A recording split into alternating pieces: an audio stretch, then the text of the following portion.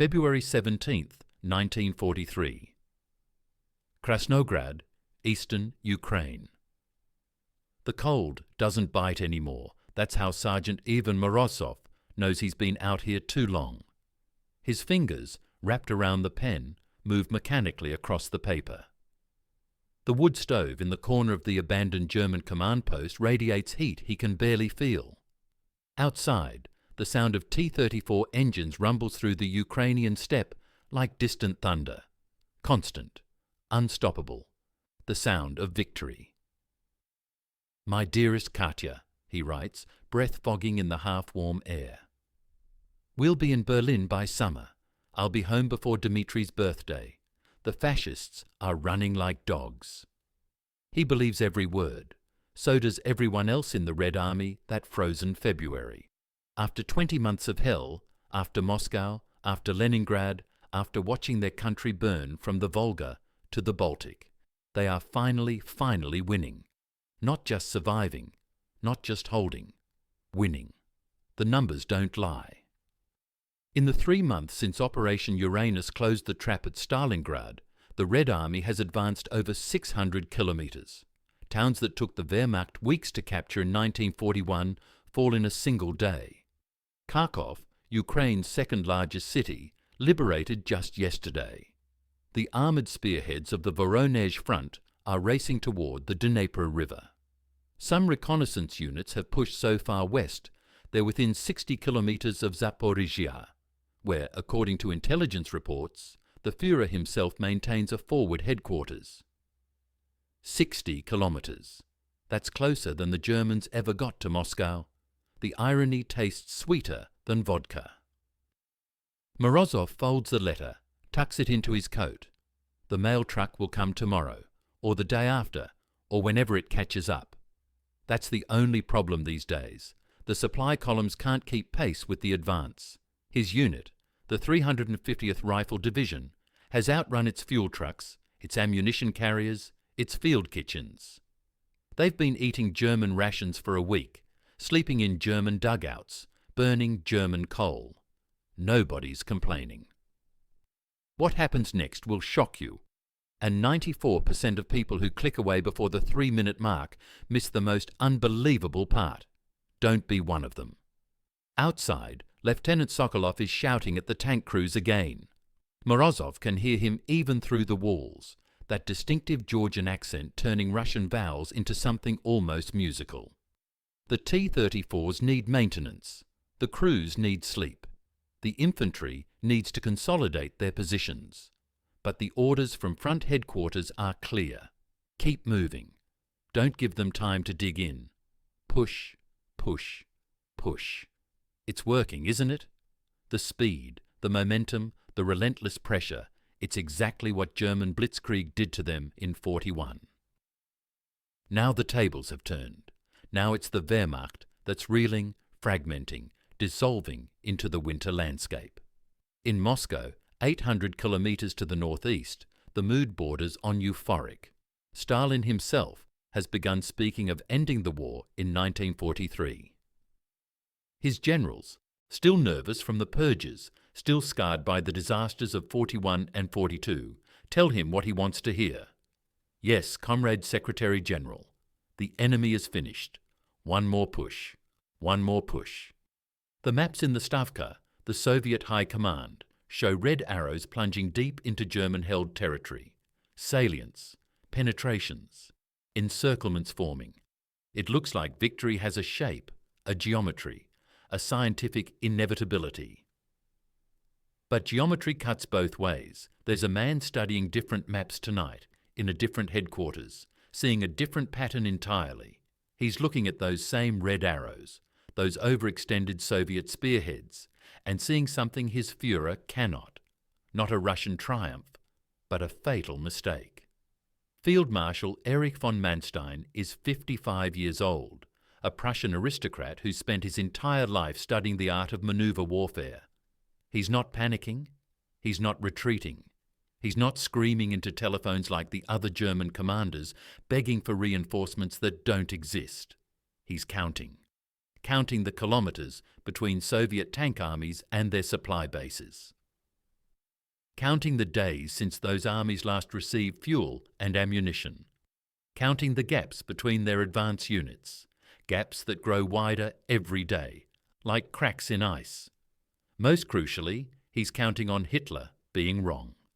Before we continue, drop a comment below and tell us, where in the world are you watching this from? Let's see how far this story reaches. Back in Krasnograd, Morozov pulls his coat tighter and steps outside. The night is clear, temperature somewhere around -15 Celsius. Above, stars scatter across the darkness like shrapnel frozen in time. The steppe stretches endlessly in every direction, flat, featureless, offering no shelter and no secrets. That's what he thinks anyway.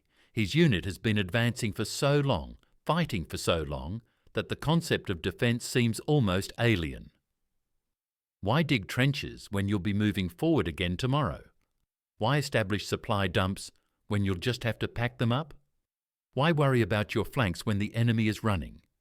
These aren't rhetorical questions. They're oversights.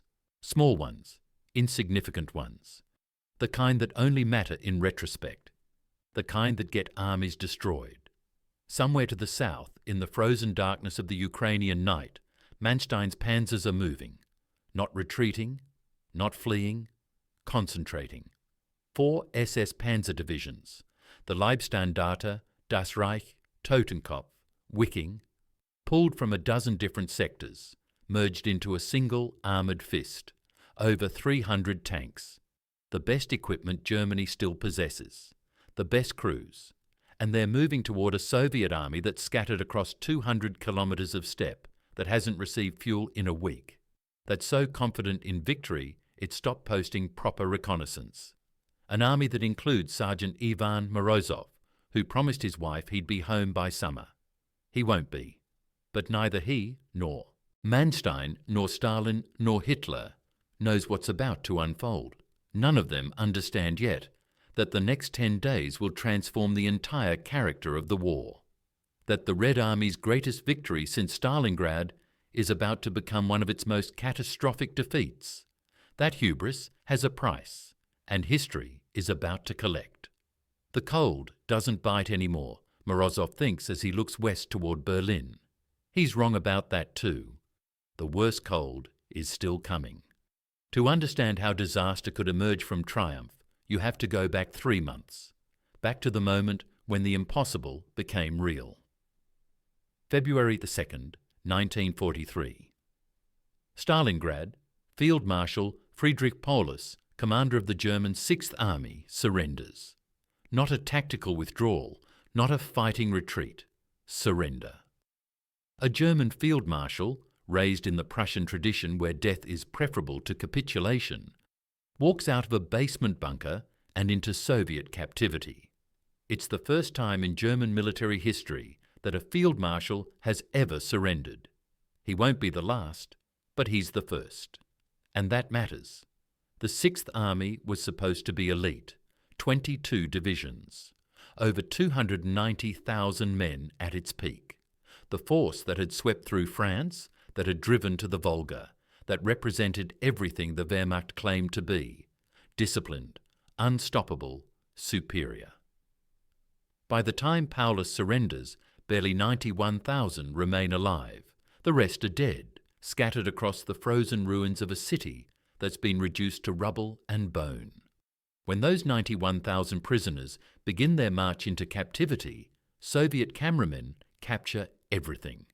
The footage will play in theatres across the USSR, across America, across Britain.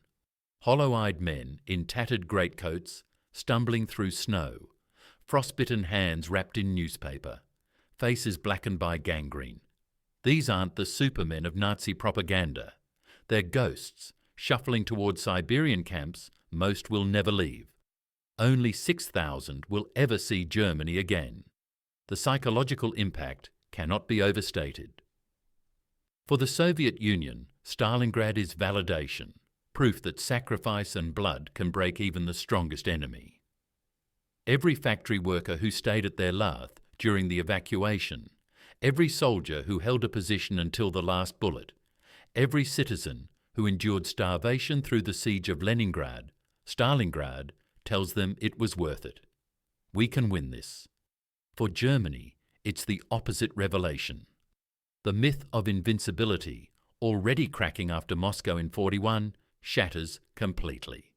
Hitler declares 4 days of national mourning. German radio plays Beethoven's Fifth Symphony on repeat. In Berlin, people stop asking when the war will end and start asking how. But it's the strategic situation that truly seems hopeless for the Wehrmacht. Look at the map in early February 1943. The entire southern front is collapsing. Army Group Don is in retreat. Army Group A is desperately trying to evacuate the Caucasus before it's cut off completely. The Hungarian Secondary Army has ceased to exist as a fighting force, annihilated by Operation Little Saturn. The Italian Eighth Army is scattered across the steppe, freezing to death in clusters.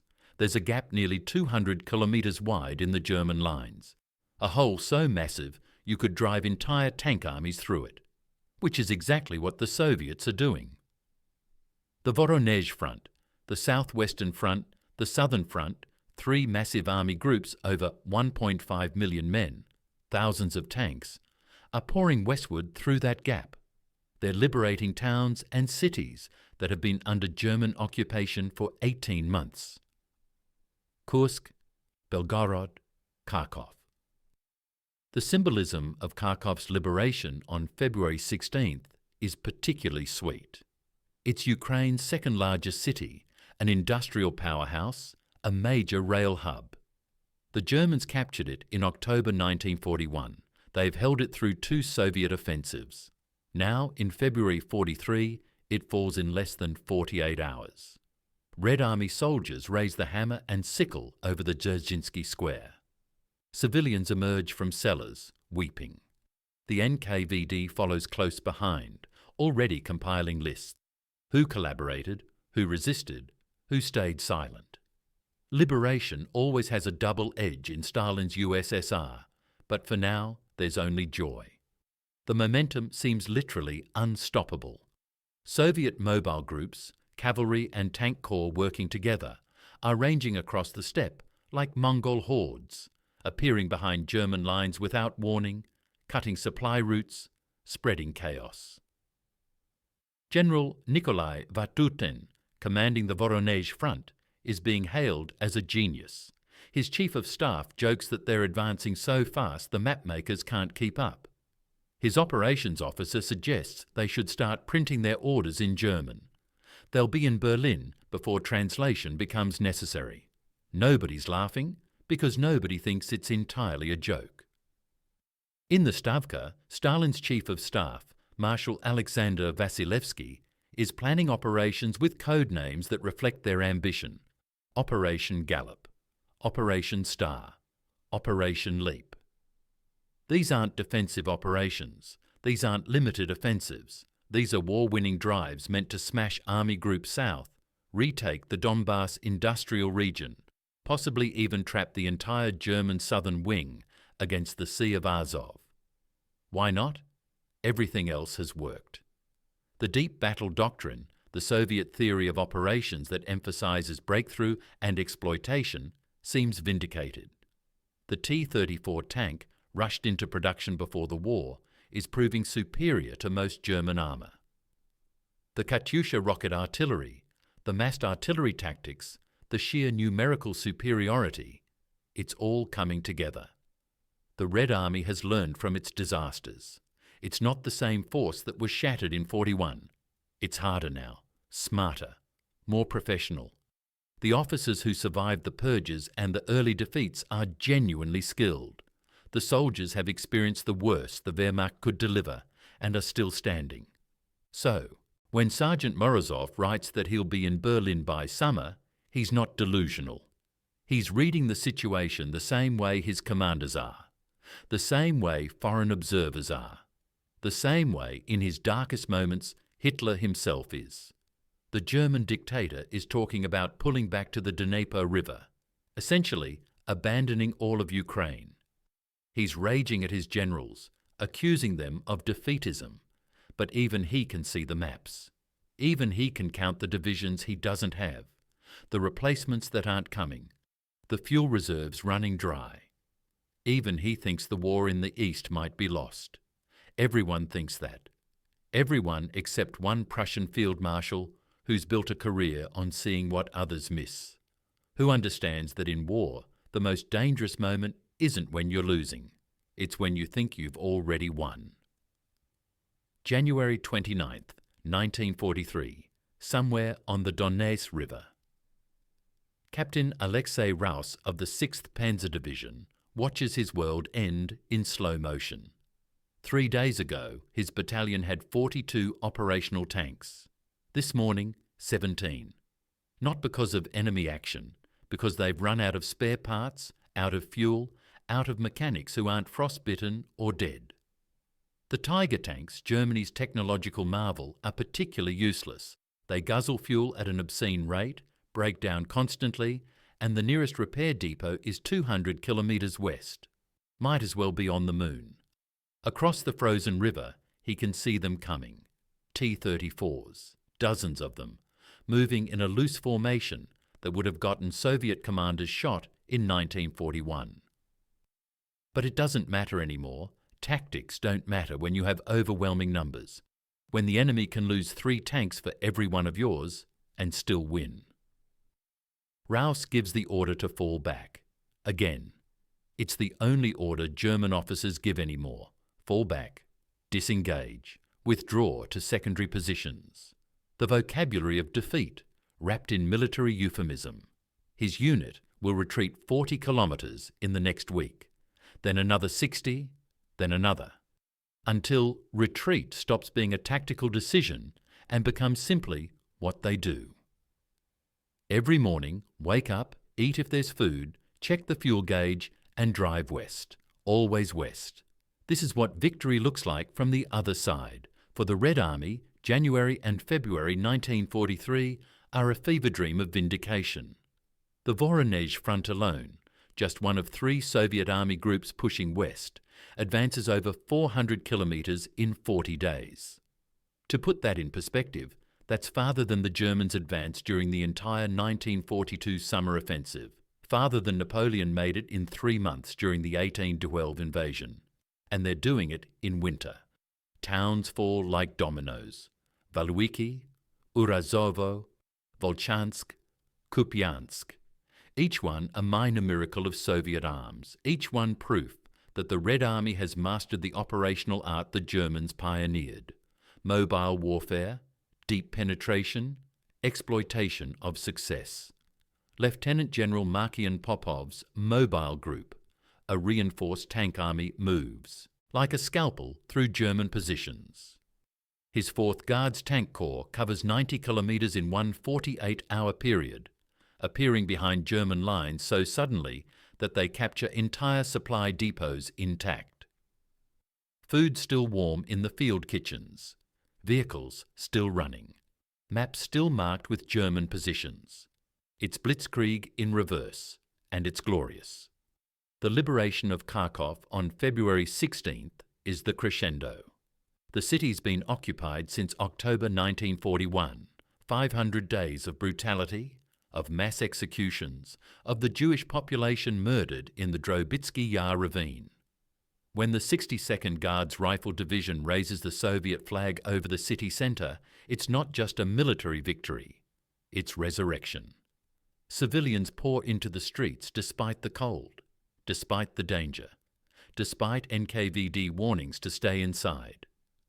Old women cross themselves, an orthodox gesture that could get them arrested, but joy overwhelms caution.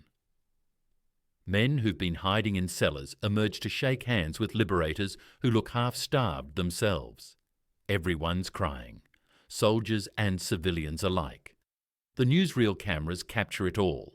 The footage will screen in Moscow within days, carefully edited to remove the awkward moments, the destroyed buildings, the emaciated survivors, the evidence of Soviet citizens who cooperated with occupiers. But the emotion is real. The joy is real. The belief that the worst is over, that's real too, and completely wrong. In Moscow, the Stavka is already planning the next phase. Marshal Georgy Zhukov, Stalin's favourite troubleshooter, is sketching operations that would push to the Dnieper River by March, into Belorussia by May. Some staff officers whisper about crossing into Poland before summer. Why not? Look at the intelligence reports. German morale is collapsing.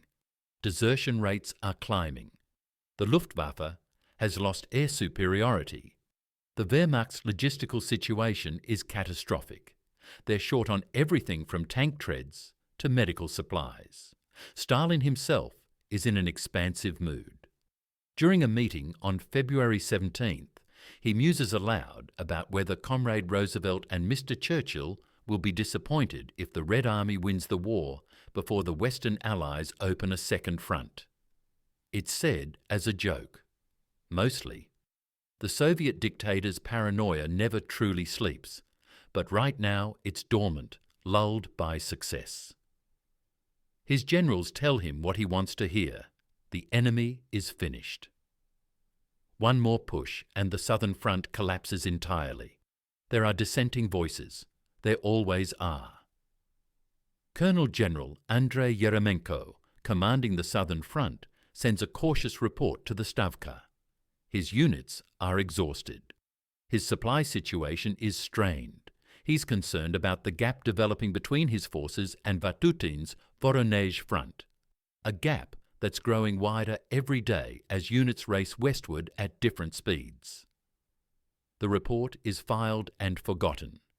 General Philippe Golikov, commanding the Voronezh front's left wing, notes that his reconnaissance is detecting German armour concentrating south of Kharkov, tank tracks in the snow, radio intercepts suggesting SS Panzer divisions moving into the area.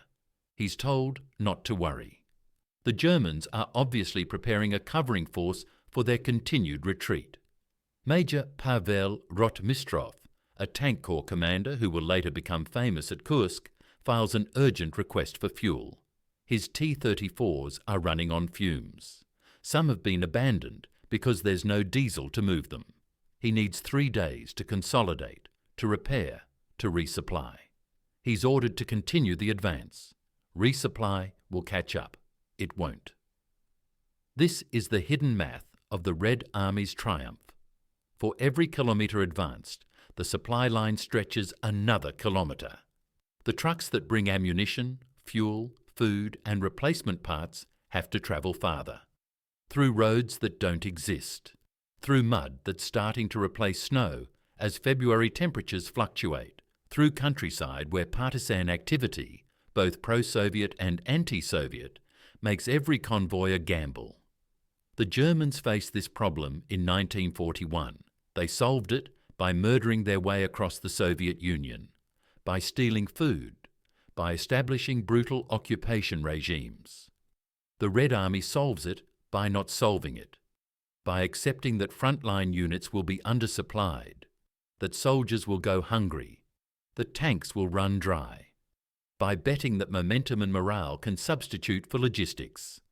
Sometimes that bet pays off. Sometimes it doesn't.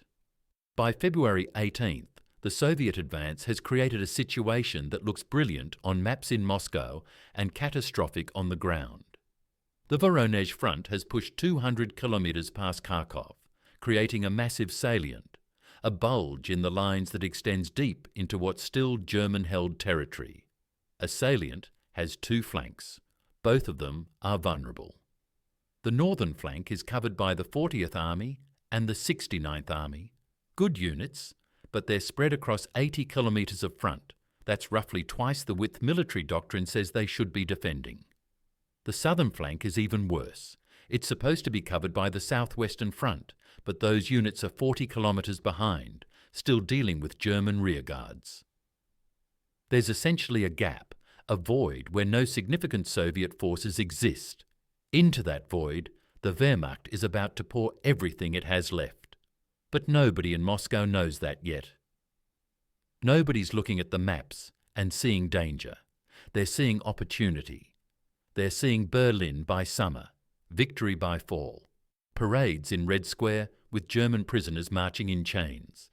They're seeing exactly what they want to see, which is precisely what Field Marshal Erich von Manstein has been counting on. February 17th, 1943. Zaporozhye, Ukraine. Army Group South Headquarters. Field Marshal Erich von Manstein stands over a map table in a commandeered schoolhouse that smells of chalk dust and desperation. Around him, staff officers are packing files, preparing for another retreat. Everyone expects the order any moment. Fall back to the Dnieper, abandon the Donbass, save what we can. Manstein isn't packing, he's counting. At 55, he looks every year of it. Thin face, sharp features, the monocle of a Prussian aristocrat that somehow survived 2 world wars. But his mind is as sharp as it was when he drafted the plan that conquered France in 1940. The plan Hitler took credit for, the plan that proved Manstein understood modern warfare better than perhaps anyone alive. He's about to prove it again. "Show me the fuel reports," he says quietly, not barking, not screaming like Hitler. Quiet authority is far more effective. His operations officer, Colonel Theodor Bussy, spreads out a different kind of map. Not terrain and unit positions, but logistics, Soviet supply dumps, railroad capacity, estimated fuel consumption rates for tank armies moving at speed. The numbers tell a story Moscow doesn't want to read. The average T-34 carries enough fuel for roughly 300 kilometres of combat operations. The Soviet advance has covered over 400 kilometres, which means every tank in the Voronezh front should be empty, stranded, waiting for fuel trucks that are still somewhere back near Stalingrad. Some are moving. Manstein knows this from reconnaissance reports, which means they're capturing German fuel dumps, scavenging, running on fumes and prayer. An army running on captured supplies isn't an army. It's a mob with guns. And their infantry? Manstein asks. At least a week behind their armour in most sectors, Bussy replies. The rifle divisions are moving on foot, 30 kilometres a day when the weather's good. The mechanised units have outrun them completely. Manstein nods. He's seen this before, in France in the early days of Barbarossa. Armour racing ahead, infantry struggling to keep up, the units becoming separated. In German doctrine, this is a sin. The combined arms team, tanks, infantry, artillery, engineers working together, is sacred. But when you're advancing, when the enemy's running, it's a sin you can get away with. When the enemy stops running, those separated units become targets. What about their flanks? This question matters most. Major Ulrich Kleemann, the intelligence officer, traces his finger along the map. The northern flank is covered by the 40th and 69th Armies, understrength, overextended, probably short on everything. Southern flank is, he pauses, essentially open. There's supposed to be a link up with the southwestern front, but they're not there yet. There it is, the opening. Manstein has spent his entire career studying manoeuvre warfare. The theory is simple. In mobile operations, success creates vulnerability. The farther you advance, the longer your supply lines, the wider your flanks, the more exposed you become.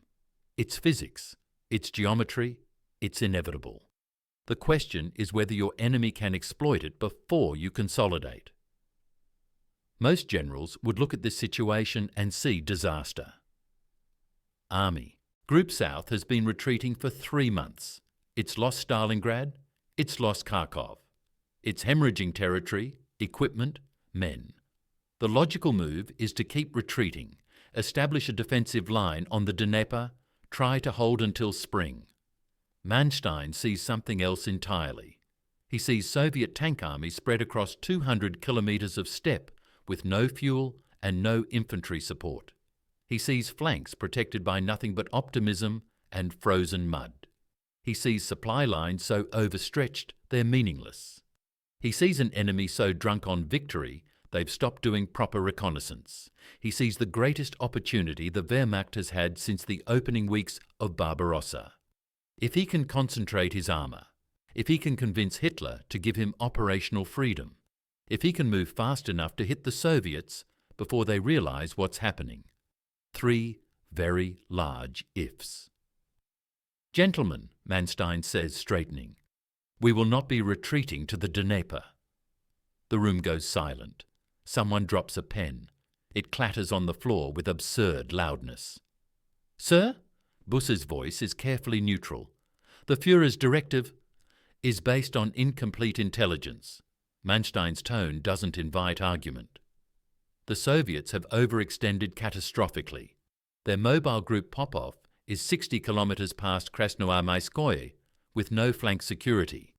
Vatutin's main force is scattered from Kharkov to the Dnieper.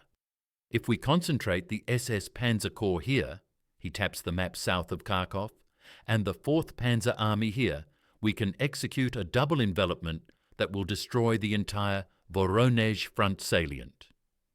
A counter-offensive? Kleeman sounds like he's testing the words, seeing if they're still a legitimate concept. A backhand blow, Manstein corrects. The term is specific, a chess move where you absorb your opponent's attack, let them overextend, then strike at their weakened position. It requires nerves of steel. It requires trading space for time. It requires doing the exact opposite of what Hitler has ordered for the past year. It requires, in other words, that Manstein ignore his Führer. The officers exchange glances. They all know what happened to generals who disobeyed Hitler. Field Marshal von Rundstedt, dismissed. General Guderian, dismissed. Field Marshal von Bock, dismissed. The list goes on. Hitler doesn't tolerate independence, doesn't tolerate deviation from his orders. But Manstein isn't like those other generals. He's the man who conquered Sevastopol, who executed the Crimean campaign so brilliantly that even Soviet historians grudgingly admit its tactical perfection. He's the only senior commander Hitler still slightly fears, because Manstein has that rarest of qualities in the Third Reich. He's genuinely irreplaceable. Still, there are limits. The Führer wants us to hold every metre, Busse says carefully.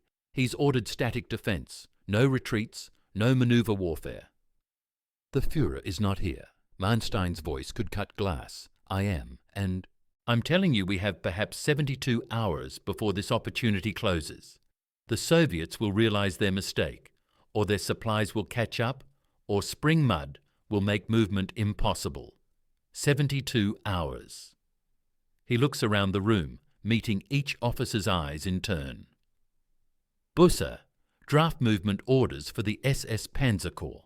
Concentration area south of Krasnograd. Kleeman, I need complete intelligence on Soviet fuel states and unit positions. Everything reconnaissance can give us. Communications. Prepare a message to the Führer's headquarters. I will inform him we are executing a limited counterattack to stabilize the front. Limited. That's the key word. Not a strategic counteroffensive. Just a limited tactical adjustment. The kind of operational flexibility a field marshal should have.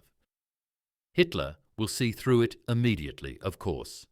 But by the time he responds, by the time he screams and threatens and demands Manstein's head, the panzers will already be moving. Sometimes it's easier to ask forgiveness than permission, assuming, of course, that Manstein's reading of the situation is correct. If he's wrong, if the Soviets aren't as overextended as he thinks, if they have reserves he doesn't know about, if their logistics are better than his intelligence suggests, then he's about to send the last effective German armoured reserve in the southern sector to its destruction. Army Group South will collapse. Ukraine will fall. The entire southern wing of the Eastern Front will disintegrate. The road to Romania, to the Ploesti oil fields that fuel the German war machine, will be wide open, and it will be his fault. Manstein knows this. The weight of it sits on his shoulders like an iron cross made of lead. But he's spent his entire life training for moments like this. Moments where the textbook solution is wrong, where conventional wisdom leads to disaster, where only audacity offers salvation. He's read his Clausewitz. He knows that war is a continuation of politics by other means. Yes. But at the operational level, war is mathematics. Fuel consumption rates, movement speeds, time-distance calculations, logistics capacity. The math says the Soviets are vulnerable. The math says 72 hours.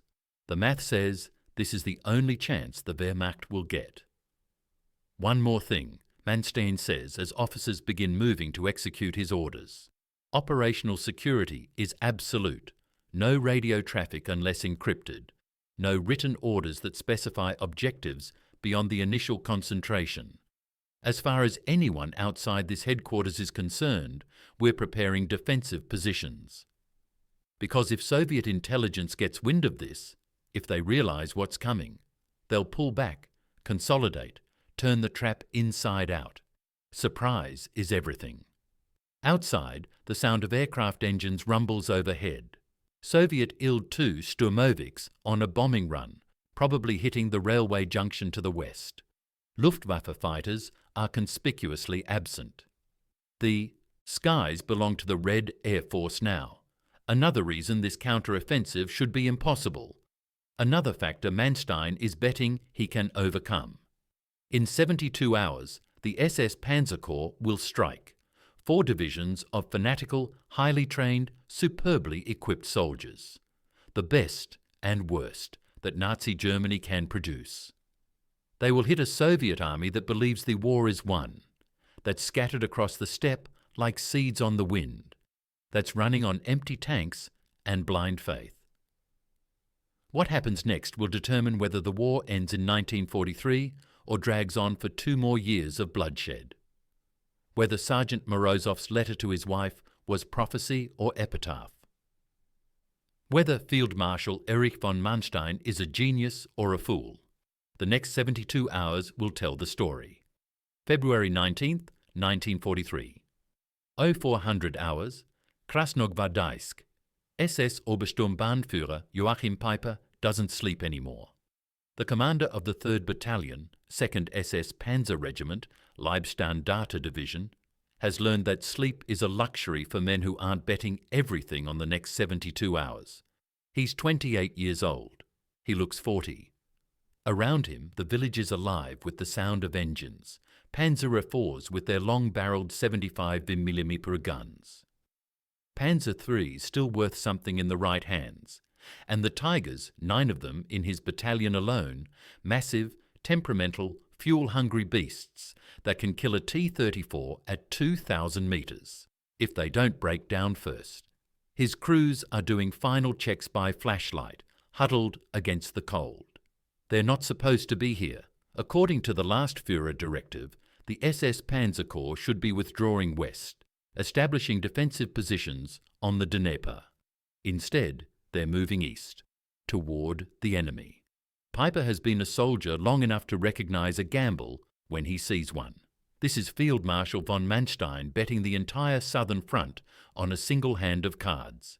If it works, they might stabilize the situation, maybe even recapture Kharkov. If it fails, there won't be enough left of Army Group South to man a roadblock.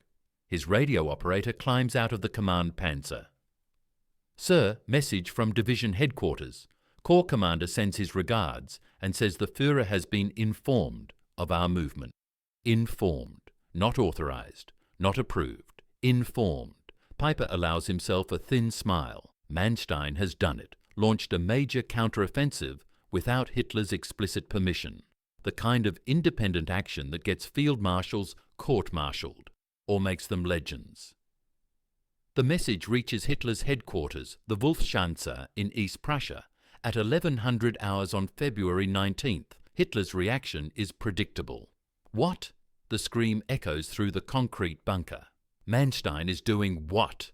General Kurt Seitzler, Chief of the General Staff, stands at attention while the Führer rages. He's learned that stillness is the only defense when Hitler enters one of his moods. He reports it as a limited tactical counterattack to relieve pressure on the Dnieper line, my Führer.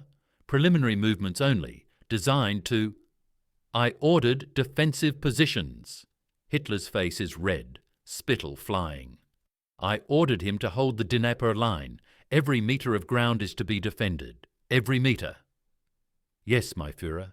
However the Field Marshal believes. I don't care what Manstein believes. I care what I ordered. Zeitzler waits. He's read Manstein's actual message, the one that wasn't sanitized for Hitler's consumption. He knows this isn't a limited counterattack. This is a full-scale operational manoeuvre, a double envelopment using every mobile reserve in the southern sector. It's either brilliant or suicidal. Probably both. Should I order him to halt operations? Zeitzler asks, knowing the answer before he speaks. Hitler paces, hands clasped behind his back. For all his rage, he's not stupid. Manstein is the best operational commander Germany has. Possibly the best commander anyone has. And the situation in the south is desperate enough that unconventional solutions might be the only solutions. But admitting that means admitting Hitler's own strategy has failed. The Führer stops pacing. Tell Manstein, he says slowly, that if this limited counterattack fails, I will hold him personally responsible. Tell him I expect a full report every 6 hours. Tell him... Hitler pauses.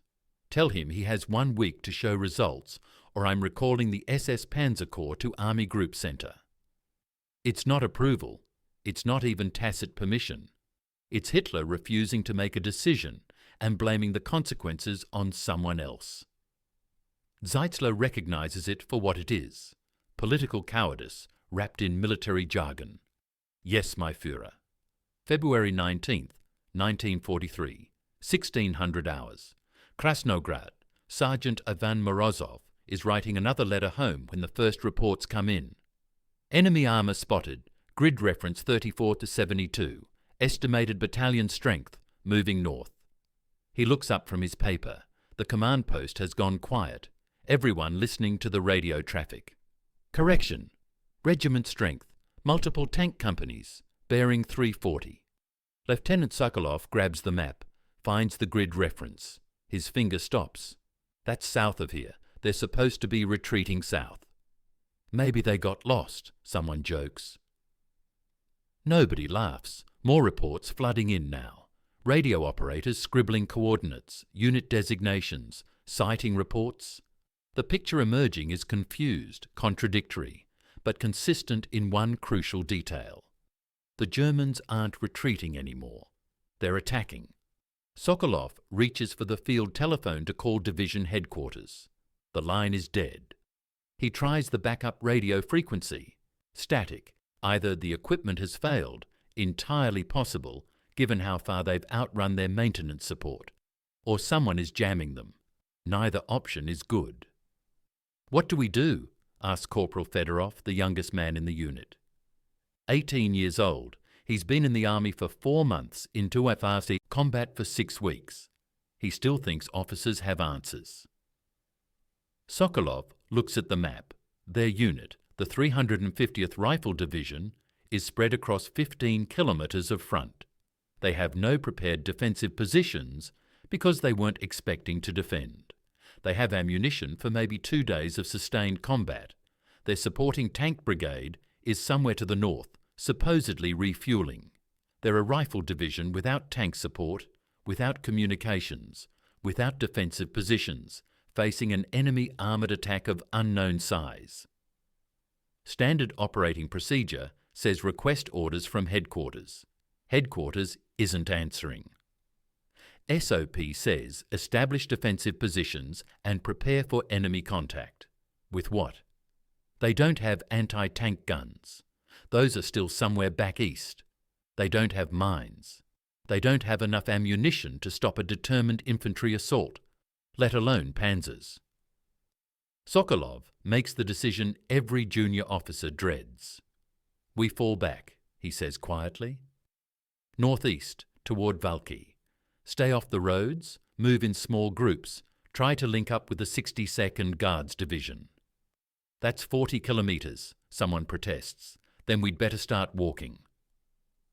Morozov folds his unfinished letter, tucks it into his coat. the letter where he was telling his wife about the nice Ukrainian family that shared their bread with him yesterday, about how the weather was getting warmer, about how he thought the worst was behind them.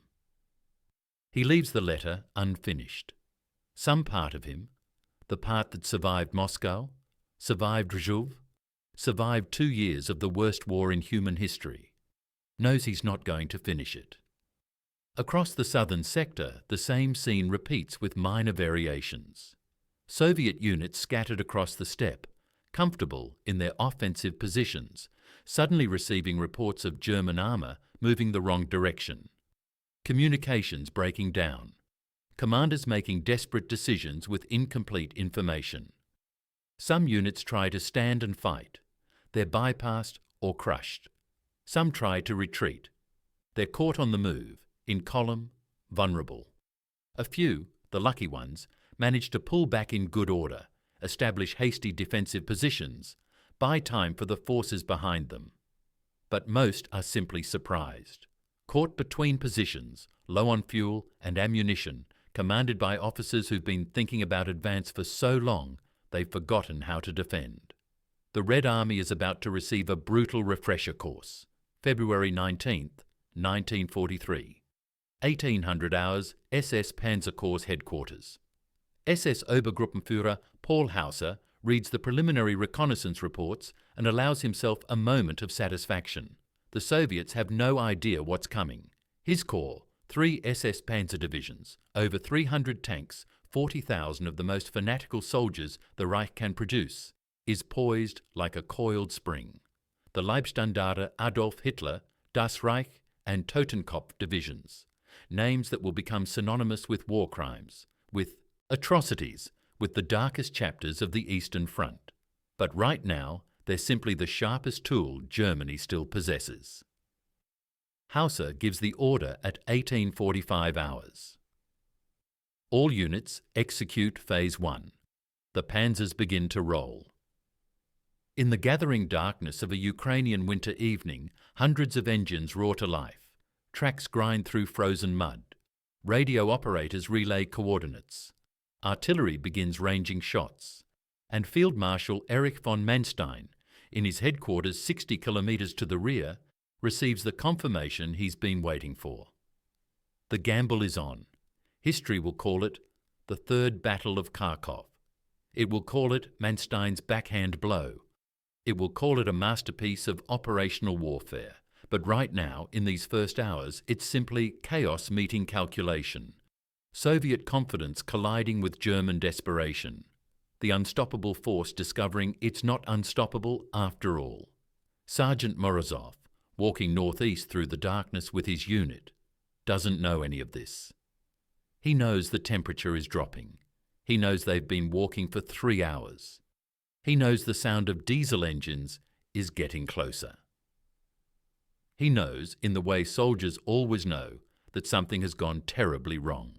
Behind them, the southern horizon flickers with orange light, artillery fire, or burning villages, hard to tell the difference anymore. February 20th, 1943. 0630 hours. 12 kilometres southeast of Krasnograd, the T-34 sits silent in the pre-dawn cold, its engine dead, its fuel tanks empty. Senior Lieutenant Dmitry Lavrinenko's crew has been waiting for the fuel trucks since yesterday afternoon. They're supposed to be here by now. That's what battalion headquarters promised before the radio went silent 6 hours ago. Lavrinenko climbs out of the commander's hatch, breath steaming. Around him, the rest of his company, 9 tanks that should be 11, but 2 broke down 30 kilometres back, are scattered across a frozen field. The crews are brewing tea over small fires, using German coal they found in an abandoned supply dump. Nobody's worried yet. Fuel shortages are normal. The supply situation has been a disaster for weeks, but it's always worked out. The trucks always arrive eventually. Always. The sound reaches him before his brain processes what it means. A low rumble from the south. Continuous. Growing louder. Not trucks, tanks. Mount up, Lavrinenko screams, already knowing it's pointless. You can't fight in a tank with no fuel. You can't retreat in a tank with no fuel. You can barely rotate the turret manually, and even that takes 3 men and 5 minutes. The German panzers appear over the ridgeline like iron wolves. Panzer I-4s, their long guns elevated slightly for the march, at least 20 of them, probably more behind. They're moving fast, 40 kilometers per hour across relatively flat ground. They're in combat formation, already deploying from march column. They're professional, prepared, predatory. Lavrinenko's crew scrambles into their tank, pointless as it is. His gunner, Sergeant Volkov, traverses the turret manually, muscles straining. The 76mm gun swings with agonizing slowness toward the approaching Germans. Range? Lavrinenko asks, knowing it doesn't matter. 1,500 meters. 1,400. 13. The Germans open fire at 1,200 meters. The first rounds are ranging shots, throwing up geysers of frozen earth. The second volley finds the mark. A T-34 200 meters to Lavrinenko's left explodes, its turret lifting off almost gracefully before slamming back down askew. Volkov gets the gun aimed. Ready! Fire! The 76mm roars. The shell arcs toward the lead Panzer IV. It's a good shot, centre mass, textbook deflection. The shell bounces off the frontal armour at extreme range. The Panzer doesn't even slow down. Return fire is immediate and accurate. The round punches through the T-34's side armour, thinner than the front, vulnerable at this angle, and the world becomes fire and noise and darkness. Lavrinenko doesn't die immediately. He has perhaps 30 seconds to realise his legs aren't there anymore, that Volkov is screaming, that the ammunition is cooking off. 30 seconds to understand that the war he thought was almost over has just started again. 30 seconds isn't enough time for much, but it's enough to understand you were wrong. Across a 200-kilometre front, the same nightmare unfolds in 100 variations. The SS Panzer Corps hits the Soviet mobile group Popov at 0700 hours. Popov's forces, the 4th Guards Tank Corps, the 10th Tank Corps, elements of the 1st Guards Cavalry Corps, are spread across 80 kilometres, refuelling, resting, celebrating their liberation of Pavlograd 2 days ago. They're not ready. How do you ready for something you don't expect? For weeks the Germans have been retreating. Every tactical instinct, every operational assumption, every intelligence report has said the same thing. The enemy is broken. Keep pushing. Now the enemy is pushing back. SS Obersturmbannführer Joachim Peper's battalion crashes into the Soviet 4th Guards Tank Brigade near Novomoskovsk. The Soviet tanks are parked in a village, crews sleeping in houses for the first time in weeks. The Germans don't bother with finesse. They shell the village with artillery, then drive straight through, guns firing at point-blank range. It's not a battle, it's a massacre. T-34s burn before their crews can mount them. Infantry are caught in the open, cut down by machine gun fire. The village's civilian population, elderly men, women, children who survived 18 months of German occupation only to be liberated 2 weeks ago, die in their cellars as buildings collapse. War doesn't care about your timing. Piper's battalion destroys 42 Soviet tanks in 90 minutes. His losses: 1 Panzer IV with a thrown track, repaired within an hour. The Das Reich division strikes northeast, hitting the flank of the Soviet 25th Guards, Rifle Division. The Rifle Division is in march column, moving to support the armour ahead. They're strung out along a single road, exactly the formation you never want to be in when the enemy attacks. The German Panthers and Panzer IVs hit them from the side, parallel to the road. It's like shooting fish in a barrel. Supply trucks explode, blocking the road. Infantry scatter into the open steppe, where they're easy targets. Artillery pieces are destroyed before they can unlimber. The 25th Guards Division ceases to exist as a cohesive unit in 4 hours. February 20th, 1943. 1200 hours. Voronezh Front Headquarters, Valuiki. General Nikolai Vatutin stares at the map and tries to make sense of reports that don't make sense. His staff is feeding him information from a dozen different sources, and none of it agrees.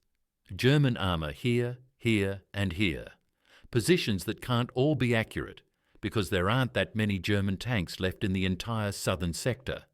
Soviet units reporting they're under attack. Soviet units that aren't reporting at all. Radio networks going silent. Reconnaissance units disappearing. What's the strength of the German force? He asks for the third time.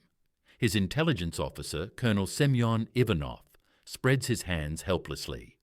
Estimates range from 1 Panzer Division to 4. We're getting reports of SS insignia, which suggests elite units. But the numbers don't. I don't need estimates. I need facts, Vatutin snaps. Then quieter. I need to know what I'm facing. The problem is that what he's facing is the entire SS Panzer Corps, plus elements of the 4th Panzer Army, over 300 tanks, 40,000 soldiers, coordinated by the best operational mind Germany still possesses. But from Vatutin's perspective, scattered across multiple failing communication networks, receiving contradictory reports from panicked unit commanders, it looks like chaos, random attacks, maybe a spoiling attack to cover the German retreat. He makes the decision that seems logical with the information he has. Order Mobile Group Popov to continue their advance toward Dnepropetrovsk. The attacks they're experiencing are likely rearguard actions. They're to push through. It's the wrong order. Exactly. Catastrophically wrong. Instead of pulling back, consolidating, establishing a defensive line, Vatutin orders his most exposed units to advance deeper into what's rapidly becoming a killing zone. By the time he realizes the mistake, it will be too late.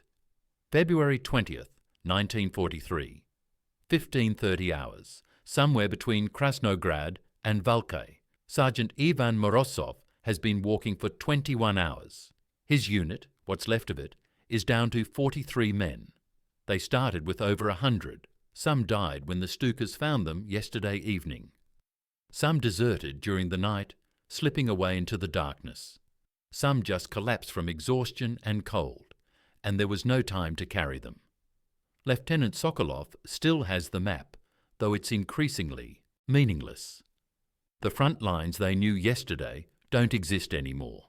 Villages that were supposed to be held by Soviet forces are burning. Roads that should be secure are prowled by German reconnaissance units. They're behind enemy lines without ever having retreated. That's what happens when the enemy advances faster than you can run. Morozov's feet are numb. He stopped feeling the cold around hour 12. Now he just moves mechanically, one foot in front of the other, following the man ahead of him. The sound of engines stops them all. Sokolov raises his hand. Silence. Everyone freezes. The sound is coming from the north, from the direction they've been walking. A half-track appears over a low rise. Then another. German. Definitely German. There's nowhere to hide on the steppe, nowhere to run that isn't equally exposed. Sokolov makes eye contact with Morozov. For a moment, everything they've survived together, Moscow, Rzhav, the long winter, the euphoric advance, passes between them without words. Spread out, Sokolov says quietly. Make them work for it. It's not much of a plan. But it's all they have. The half-tracks spot them. Machine guns open up. MG-42s. That distinctive ripping sound like canvas tearing. 1-200 rounds per minute. Men fall. Morozov drops flat, bringing his rifle up. He fires once, twice. The range is too long for accurate rifle fire, but it's something to do. Something other than dying passively. A mortar round lands 10 meters away. The concussion lifts him off the ground, slams him back down. His ears are ringing. His vision is blurred. He tastes blood. When his vision clears, Sokolov is down. Half the unit is down. The half-tracks are getting closer. This is how it ends, Morozov thinks with strange clarity. Not in a glorious charge. Not defending Moscow or Stalingrad. On a nameless stretch of Ukrainian steppe, killed while retreating from a victory that turned into defeat. The letter to his wife is still in his pocket, unfinished. He never will finish it. February 21st, 1943, 0800 hours. Army Group South Headquarters. Field Marshal von Manstein receives the preliminary reports and allows himself the smallest of smiles. In 48 hours, the SS Panzer Corps has advanced 60 kilometres, destroyed or scattered at least 6 Soviet divisions, and captured or destroyed over 600 Soviet tanks. The Soviet Mobile Group Popov is encircled. The 6th Guards Cavalry Corps is being annihilated piecemeal. The entire Soviet offensive has not just stopped, it's reversed. The maps that showed red arrows driving deep into German territory now show black arrows cutting those red forces into isolated pockets. It's working. Better than he dared hope. Casualties? He asks. Light, Herr Feldmarschall. Perhaps 400 killed, 1 to 200 wounded. Mechanical losses are higher. 40 tanks down, but most are recoverable. 400 German dead for 6 Soviet divisions destroyed. 6,000 Soviet prisoners already, with more surrendering. Hourly. The mathematics of victory. Manstein knows this won't win the war. It can't. Germany doesn't have the resources, the manpower, the industrial capacity to beat the Soviet Union. He's known that since 1942, maybe earlier. But it will buy time. 6 months. Maybe a year. Time for what, he's not sure. A negotiated peace that will never come? A miracle weapon that doesn't exist? A political change in Moscow or Washington? It doesn't matter. A soldier's job is to win battles, not wars. Grand strategy is for politicians. Continue the advance, he orders. Objective, Kharkov. The city they lost 5 days ago. The city that's already been liberated. Its Soviet garrison celebrating. Its population emerging from occupation. It's all about to happen in reverse. March 11th, 1943. Dzerzhinsky Square, Kharkov. The same square where Soviet soldiers raised the red flag 23 days ago. SS Hauptsturmführer Fritz Klingenberg watches his tigers roll through the city centre and tries to remember what victory is supposed to feel like. The square is empty except for bodies and abandoned equipment. Soviet anti-tank guns still pointed east, the direction they expected the enemy to come from.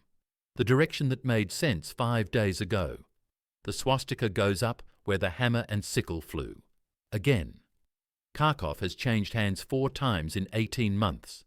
The civilians who survive, the ones huddled in cellars, the ones who learned not to celebrate too loudly for either side, know better than to come out yet. They know the script. New occupiers, new rules, new lists of who collaborated with the old regime. Liberation is just occupation with better marketing. But this isn't just another city changing hands. This is the symbol of the entire Soviet winter offensive collapsing. Kharkov was the crown jewel, the proof that the tide had turned. Its recapture after being held by the Soviets for less than a month is a humiliation that will echo through the Red Army for years. The scale of the disaster is still being calculated, but the preliminary numbers are staggering. In the 3 weeks since Manstein's panzers struck, the Soviet Voronezh Front and Southwestern Front have suffered catastrophic losses. Over 45,000 killed, over 75,000 captured, more than 600 tanks destroyed or abandoned, 1 to 200 artillery pieces lost, thousands of vehicles, millions of rounds of ammunition, entire supply dumps overrun before they could be evacuated. Mobile Group Popov, the armoured spearhead that was supposed to reach the Dnieper, has been annihilated. Of the 240 tanks that began the offensive, fewer than 40 escape encirclement. General Popov himself barely avoids capture, abandoning his command vehicle and escaping on foot. The 6th Guards Cavalry Corps ceases to exist. 4 rifle divisions are destroyed as coherent fighting units. A dozen more are so badly mauled they require months to reconstitute. But numbers don't capture what this means. Numbers don't show the tank crews, who burned alive in their T-34s, trapped because the escape hatches froze shut. the rifle companies that surrendered after running out of ammunition, marching into captivity, knowing what awaits Soviet prisoners in German camps. The wounded left behind because there were no ambulances, no medics, no time. Numbers don't show the civilians of Kharkov, liberated on February 16th and reoccupied on March 11th. 23 days of hope crushed. 23 days to compile lists of collaborators. Now those lists are in German hands again. The NKVD officers who were preparing to purge suspected collaborators are themselves fleeing or dead. The Jewish families who emerged from hiding when the Soviets arrived. Most are dead within a week of the German return. Liberation meant survival. Reoccupation means death. That's what defeat looks like at the human level. March 12th, 1943. The Kremlin, Moscow. Stalin doesn't rage. That's what terrifies his generals most. When the Soviet leader is angry, he screams, he threatens, he sends people to the Gulag. When he's cold and quiet like this, that's when executions happen. General Vatutin stands at attention, waiting for judgment. His Voronezh front has just suffered one of the worst defeats in Soviet history. The offensive that was supposed to end the war has instead cost 6 months of time and hundreds of thousands of casualties. "Explain," Stalin says quietly, pipe smoke curling around his face. What can Vatutin say? That he underestimated the enemy? That his intelligence was wrong? That his units were overextended and undersupplied? All true. None of it matters. "We advanced too quickly, Comrade Secretary General. Our supply lines—" "You advanced as ordered." Stalin's interruption is soft, deadly. The failure was not in following orders. The failure was in execution. It's a masterclass in political deflection. Stalin ordered the offensive. Stalin insisted on its continuation. Stalin rejected warnings about overextension. But Stalin never fails. Only his subordinates fail. Vatutin knows this. Every Soviet general knows this. The game is accepting blame for decisions you didn't make, while praising the wisdom of the man who made them. "Yes, Comrade Secretary General, I take full responsibility." Stalin nods. "You will retain your command. For now." The unspoken threat hangs like a noose. But there will be changes. Comrade Zhukov will review our offensive doctrine. We will not repeat this mistake. Mistake. That's the word Stalin chooses. Not disaster, not catastrophe. Mistake. As if the loss of 100,000 men and the recapture of a major city were equivalent to a clerical error. "We are learning," Stalin continues, addressing the room now. "The fascists have given us an expensive education. We will not pay for the same lesson twice." It's true in its way. The Red Army will learn from this. The spectacular failure of the post-Stalingrad offensive will lead to profound changes in Soviet operational doctrine. Never again will they prioritize speed over logistics. Never again will they advance without securing their flanks. Never again will they assume the enemy is finished until he's actually dead. The Battle of Kursk, 4 months from now, will demonstrate this learning. Soviet forces will prepare defensive positions in depth, will wait for the German attack, will bleed the Wehrmacht white against prepared defences. But that's the future. Right now, in March 1943, it's just defeat, raw and humiliating.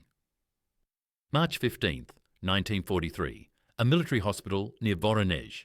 The nurse finds the letter in the coat pocket of patient 247. No name, the soldier arrived without identification, one of thousands of wounded evacuated in the chaotic retreat. He's unconscious, has been for 3 days. Shrapnel wounds to the chest and abdomen. The doctors give him a 30% chance. The letter is addressed to Katya Morozova, Leningrad. It's unfinished, dated February 17th. "My dearest Katya, we'll be in Berlin by summer. I'll be home before Dmitri's birthday." The nurse doesn't know if patient 2847 is Ivan Morozov. The description matches hundreds of sergeants. The wounds match thousands of casualties.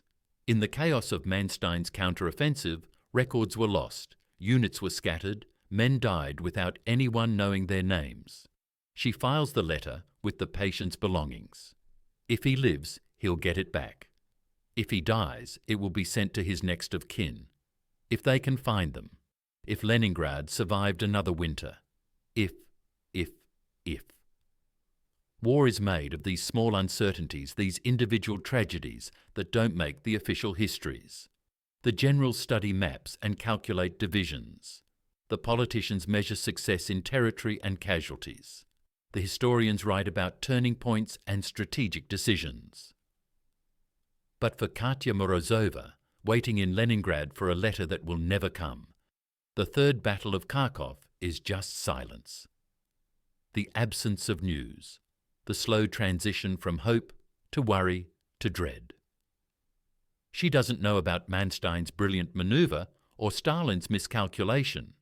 She doesn't know her husband's unit was caught in the open, that he fell during a fighting retreat, that his fate is one of thousands still being determined in overwhelmed field hospitals. She just knows the letters stopped coming. That's what this victory-turned-disaster means at the level where history actually lives. In the kitchen tables and empty chairs, in the children who will grow up without fathers, in the wives who will wait years for confirmation of what they already know in their hearts. The war will go on for 2 more years. Berlin will fall, but not until May 1945, 2 years after Morozov promised to be there by summer. The cost of that miscalculation? Incalculable. March 18th, 1943. The Stavka, Moscow. Marshal Georgy Zhukov spreads the casualty reports across Stalin's desk like a prosecutor presenting evidence. The numbers are worse than anyone admitted publicly. Final count for the Third Battle of Kharkov and the wider counter-offensive, 86,000 Red Army soldiers killed, 70,000 captured, over 160,000 wounded and 200 tanks, destroyed or captured, 3,000 artillery pieces lost. 6 months of offensive momentum gone. This represents a strategic reversal equivalent to... Zhukov pauses, searching for a comparison that won't get him shot. Equivalent to losing everything we gained after Stalingrad. Stalin's face is stone. Equivalent to undoing our greatest victory. Yes, Comrade Secretary General. The room is silent except for the tick of the clock on the wall. Each second costs lives somewhere on the front. Each minute, the war that was supposed to end this year extends deeper into an unknowable future. Stalin finally speaks. What did we do wrong? It's a shocking question. Stalin doesn't ask what went wrong. He assigns blame, but something about this disaster has penetrated even his legendary ego. Maybe it's the scale. Maybe it's the proximity to victory before defeat. Maybe he's simply exhausted. Zhukov seizes the opening. We forgot the fundamentals, Comrade Secretary General. We prioritized speed over security. We advanced faster than our supply lines could support. We failed to secure our flanks. We assumed the enemy was more damaged than he was. We assumed victory, Stalin says quietly. Yes. And Manstein taught us the price of assumption. It's the closest Stalin will ever come to admitting a mistake. The fact that he's blaming Manstein rather than his own generals is almost generous by his standards. But the learning is genuine. The Red Army is nothing if not adaptive. They learned from the disasters of 1941. They learned from the defensive victories of 1942. Now they'll learn from the catastrophe of early 1943. Zhukov has already prepared the reforms. New doctrine on offensive operations. Never advance beyond the range of your artillery support. Never outrun your supply lines. Never assume the enemy is beaten until you've confirmed it. New emphasis on logistics. Every offensive now requires detailed supply planning. Fuel dumps positioned at regular intervals. Ammunition reserves calculated for the entire operation, not just the initial push. New protocols for flank security. No more exposed salients. No more racing ahead without infantry support. Tank armies will be tethered to rifle armies, advancing in coordinated bounds. These reforms, Zhukov says carefully, will slow our offensives. Better slow victory than fast defeat, Stalin responds. It's a remarkable admission from a man who, just 6 weeks ago, was talking about Berlin by summer, who pushed his generals to move faster, strike harder, ignore caution. The Third Battle of Kharkov has done what no amount of arguing from his generals could do. It's made Stalin listen. The changes will be evident at Kursk in July. Instead of racing forward to meet the German offensive, Soviet forces will dig in. They'll prepare defensive belts 8 kilometers deep. They'll wait for the Wehrmacht to exhaust itself against prepared positions. They'll win through patience rather than speed. And it will work. But that vindication is still months away. Right now, in March 1943, there's only the bitter taste of squandered victory. March 20th, 1943. Army Group South Headquarters, Zaporozhye. Field Marshal von Manstein receives his own reckoning, though it comes from a different direction. The message from Hitler's headquarters is terse. The Führer congratulates you on your success at Kharkov. You are ordered to continue offensive operations toward Kursk. Manstein reads it twice, trying to find the trap. There. Continue offensive operations. Hitler has learned exactly the wrong lesson. He thinks Kharkov proves that aggressive action can still win the war, that a brilliant tactical victory can substitute for strategic reality. Prepare my response, Manstein tells his aide. The reply he dictates is carefully worded, but the message is clear. No.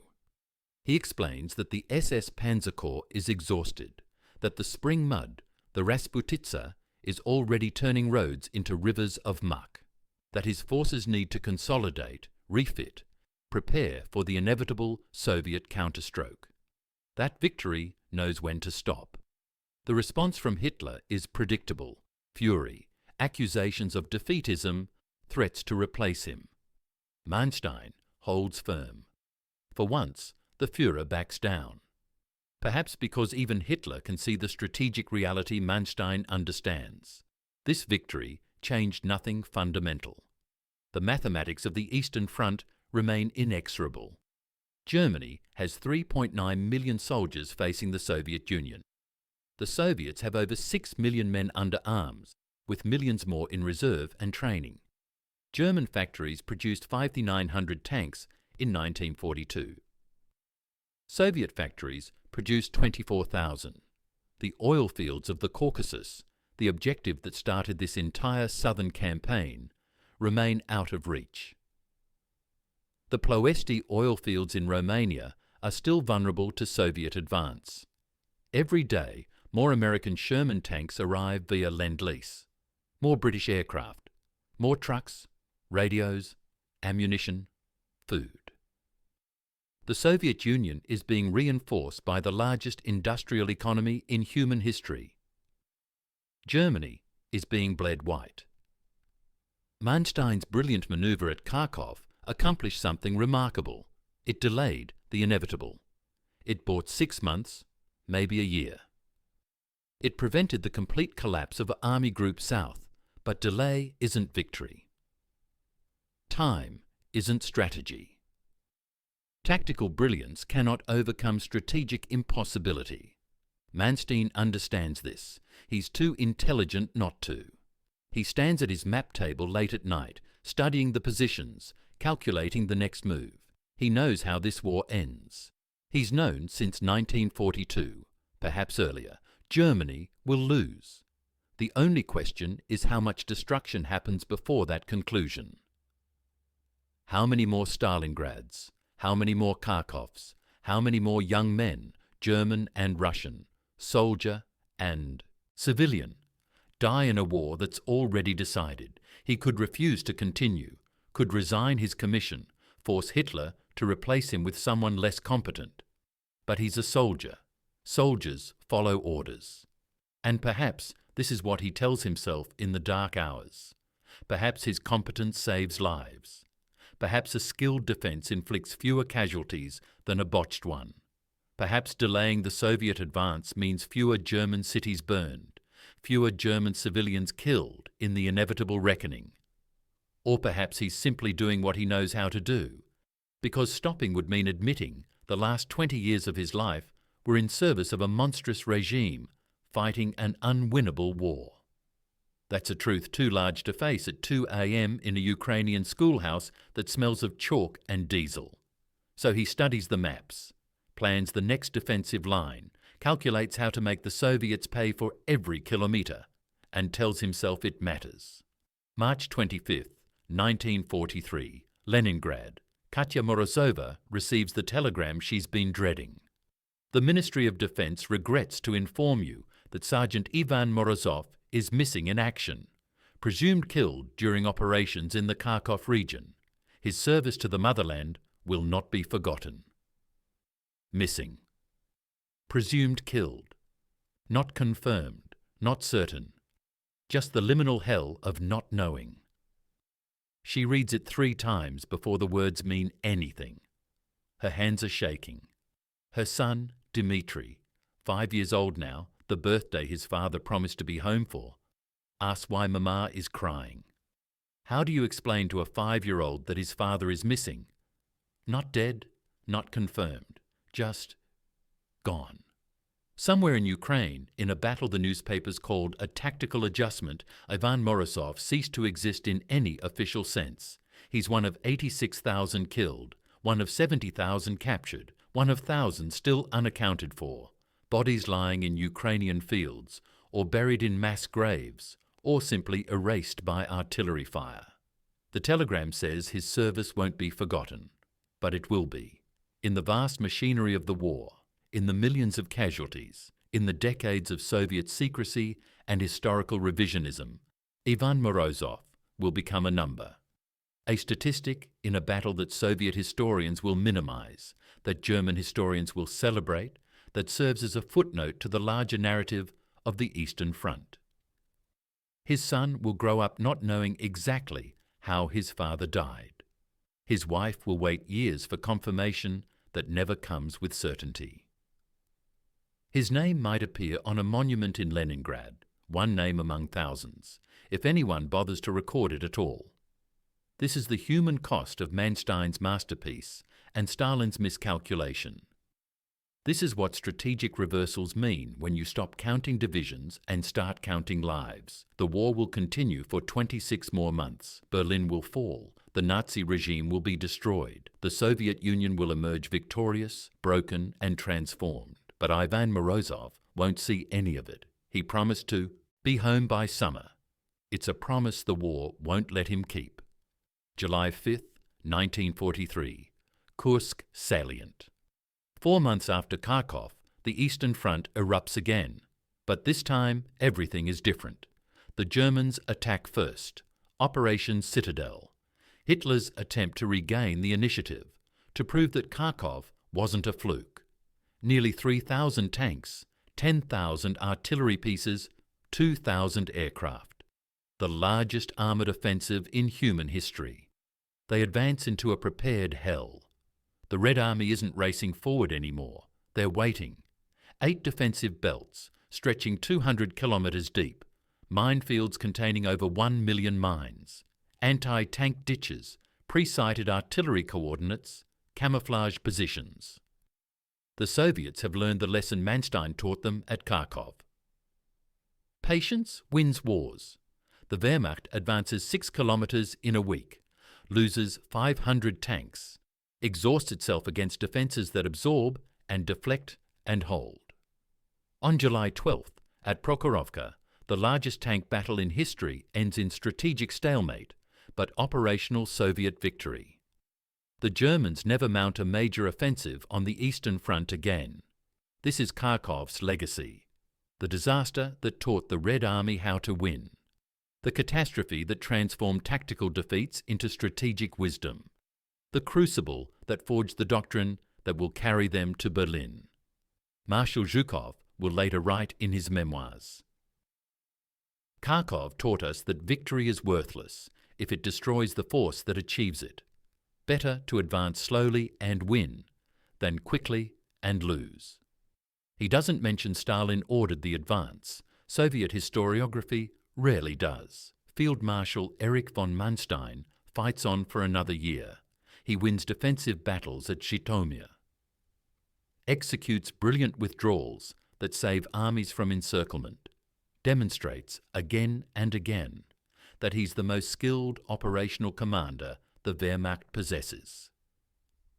It doesn't matter. On March 30th, 1944, Hitler summons him to Obersalzberg. The meeting is brief. Manstein is dismissed from command, officially for health reasons. The real reason, he keeps arguing for defensive strategy, for trading space for time, for doing the intelligent thing rather than what Hitler demands. Independent thought is a luxury the Third Reich no longer tolerates. Manstein spends the rest of the war in retirement. He survives, unlike so many he commanded. He's tried at Nuremberg for war crimes, the mass murder of Jews in areas under his command, the systematic starvation of Soviet prisoners, the orders that enabled atrocities. He claims ignorance, claims he was just a soldier following orders, claims his brilliant defense of Kharkov had nothing to do with the extermination policies happening in that same city. The court sentences him to 18 years. He serves 4. He'll die in 1973, age 85, having written memoirs that sanitize his role, that present the Wehrmacht as honourable soldiers fighting a clean war. His book, Lost Victories, becomes a bestseller in West Germany, feeding the myth of the apolitical, professional German military. History is written by survivors, and survivors rarely tell the whole truth. Patient 2047 dies in the Voronezh hospital on March 28, 1943. The nurse files his effects, including the unfinished letter, with the intention of forwarding them to Katya Morozova in Leningrad. But the hospital is evacuated in April as German forces make another local advance. Records are lost in the chaos. The letter never arrives. Katya will wait until 1946 for official confirmation that Ivan is dead. 3 years of bureaucratic limbo, of checking every hospital list, every prisoner exchange, every notification. She never remarries. Raises Dmitri alone in a Leningrad that's been starved, shelled, and scarred beyond recognition. She tells her son stories about his father, some true, some embellished, all necessary to give meaning to absence. Dmitri Morozov will grow up to become an engineer. He'll help build the Leningrad metro. He'll have children who never know their grandfather's name. The family story will blur into generic, he died in the war. The same story millions of Soviet families tell. Ivan Morozov's name appears on a memorial stone in St. Petersburg, formerly Leningrad, unveiled in 1975. It lists 186 other names from his division. Tourists photograph it without reading the names. This is how individual tragedy becomes historical abstraction. Why this story matters. The Third Battle of Kharkov isn't taught in most Western schools. It's a footnote, a tactical curiosity between Stalingrad and Kursk. Soviet historiography minimized it, an embarrassing defeat in a narrative of inevitable victory. German historiography celebrated it, proof that the Wehrmacht could still win, even as the war was being lost. Both miss the point. Kharkov matters because it's a masterclass in how victory breeds vulnerability, how confidence becomes hubris, how the intoxication of success blinds you to danger until it's too late. These lessons aren't historical, they're eternal. Every military disaster follows the same pattern: underestimating the enemy, overextending your forces, assuming momentum equals invincibility. Vietnam, Afghanistan, Iraq. The names change, the geography shifts, the lesson remains unlearned. Kharkov also matters because it demonstrates the paradox of tactical brilliance in service of strategic failure. Manstein won the battle. He lost the war. His masterpiece bought 6 months. 6 months of continued destruction, continued suffering, continued dying for a cause that was already lost. Sometimes the most brilliant military minds are the most tragic, because they can see how to win battles, but not how to stop wars. February 17th, 1943.